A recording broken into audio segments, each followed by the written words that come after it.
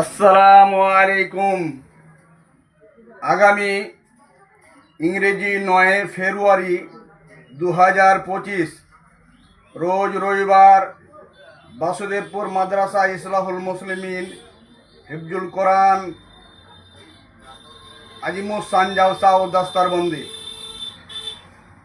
প্রধান বক্তা হিসাবে উপস্থিত থাকবেন রাকিবুল ইসলাম চুনারি সাহেব আসাম,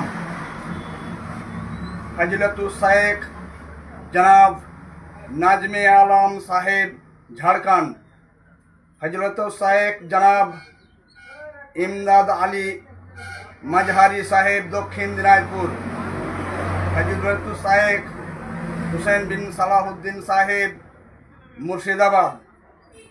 করণদিঘি এলাকাবাসীকে নিমন্ত্রণ করিলাম, আপনারা 9 ফেব্রুয়ারি রোজ রবিবার জালসা শুনতে আসুন।